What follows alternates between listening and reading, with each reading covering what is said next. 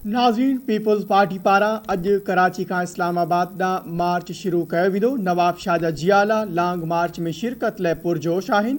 उन सिलसिले में पीपल्स पार्टी नवाब शाह पारां जागिरता रैली कढी वई। वधीक तफ़सील ॿुधाए रहियो आहे इम्तियाज़ कीरियो पंहिंजी हिन रिपोर्ट में। नाज़रीन, Pakistan Peoples Party chairman Bilawal Bhutto Zardari जी ऐलानियल 27 फरवरी ते जेका लॉन्ग मार्च जो ऐलान थियो आहे कराची खां इस्लामाबाद ताईं, उन हवाले सां नवाब शाह सिटी ऐं नौजवान अॻुवान आशिक़ हुसैन ज़रदारी जी अॻुवाणी में नवाब शाह शहर में हिकु शानदार क़िस्म जी रैली निकिती आहे। अचो त रैली में मौजूदु अॻुवाणनि ऐं जियालनि खां वठूं वीचार त हुननि जो इन लॉन्ग मार्च जे हवाले सां ऐं बिलावल भुट्टो ज़रदारी जो जेको इस्तक़बाल आहे उनखे कीअं कंदा। इंशाअल्लाह ताला लखनि जी तादाद में इस्तक़बाल कंदा इंशाअल्लाह ताला। जीअं ज़िलज़िलो ईंदो आहे न, ईअं ज़िलज़िलो ईंदो सुभाणे परी नवाब शाह में इंशाअल्लाह ताला। असां हिन नाजाइज़ नाहली हुकूमत इमरान खान जी के किराए इंशाअल्लाह ताला उनखे घर मोकिले पोइ वापसि ईंदासीं इंशाअल्लाह ताला।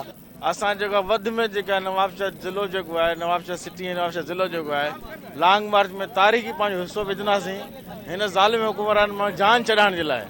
ऐं असां पाकिस्तान पीपल्स पार्टी जा जेके जियाला आहियूं या पाकिस्तान पीपल्स पार्टी खां अलावा जेके नवाब शाह शहर जा वासी आहिनि, जेके ज़ालिम ऐं जाबिर हुकूमरान मां जेको तंग आहिनि, उहे जेके वधि में सुभाणे जेको आहे असां पंहिंजे चेयरमैन जी रैली में मार्च में शरीक थी इन ज़ालिम हुक्मरान जो इंशाअल्लाह खात्मा आणींदासीं। अपने महबूब कायद का पुरतकबाल इस्तकबाल करेंगे और एक वो तारीखी इस्तकबाल होगा और उनकी क़यादत में लाखों अफराद इस्लामाबाद में दाखिल होंगे और हमें पूरी उम्मीद है कि इंशाअल्लाह ताला हमारे लॉन्ग मार्च के इख्तिताम से पहले ही सेलेक्टेड न्याजी की हुकूमत का इख्तिताम हो जाए। ॾिसो पिया गाॾियूं ॾिसो था, माण्हुनि जा रश ॾिसो था, माण्हुनि में वॾो जोश ख़रोश आहे। इंशाअल्लाह ताला सुभाणे निकिरंदासीं हितां, बिलावल साहब सां गॾु हूंदा, बिलावल साहब इस्लामाबाद ताईं असां गॾु हूंदा।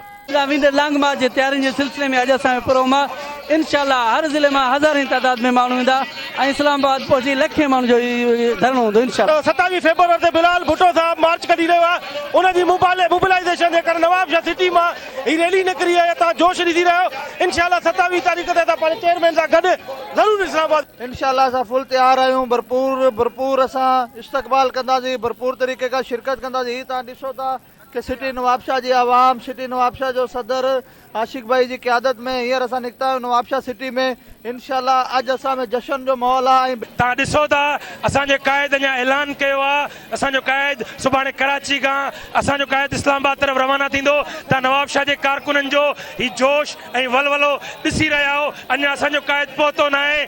हज़ारनि जी तादाद में जियाला शहर में हिकिड़ी नई दवाण पैदा थी वई आहे। घणा बेताब ऐं पुरजोश असां जियाला आहियूं, जेको तव्हां पाण ॾिसी सघो था। अॼु नवाब शाह में ही खान बहादुर भट्टी साहब, रईस आशिक़ अली ज़रदारी साहब जी अॻुवाणी में ही जेका जागरता रैली निकिती आहे उहा तव्हांखे ही सबूत आहे। मोहतरम फरियाल टालपुर असांखे हिदायतूं कयूं, ज़िया हुसैन लंजार साहब, खान बहादुर भट्टी आशिक़ ज़रदारी क़यादत में जेका रैली कढी आहे, नंढा वॾा टोटल तव्हां ॾिसो त इहे तव्हांजा कैमरे जा अख ॾेखारे थी सघे।